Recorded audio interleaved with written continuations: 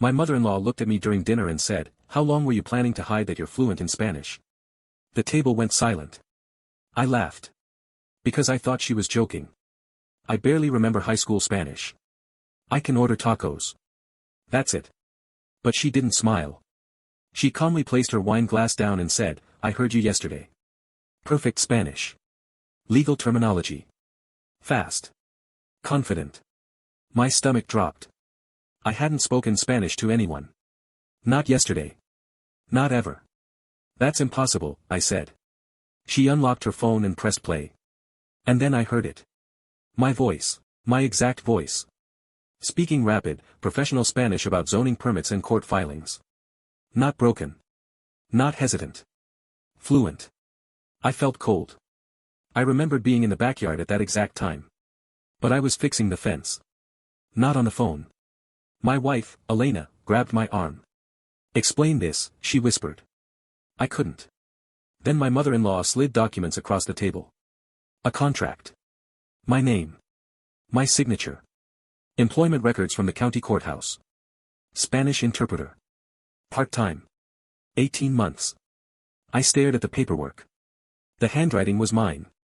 The address was ours, but I had zero memory of applying. Interviewing. Working. Then she showed the photo. Me. In a navy suit I don't own. Shaking hands with a judge outside the courthouse. Elena's fingers slipped out of mine. "That's you," she said quietly. And she was right. It was me. But it felt like looking at a stranger wearing my face. That night, Elena barely spoke. The next morning, we sat in a neurologist's office. Brain scan. MRI. Silence. The doctor leaned back and said, "Have you had a head injury in the last 2 years?" I remembered slipping on ice about a year and a half ago. Mild concussion. I didn't think much of it. He pointed at the scan. "Damage here can interfere with autobiographical memory. You may function normally, learn new skills, even maintain employment, without forming lasting recall." I felt like the room tilted.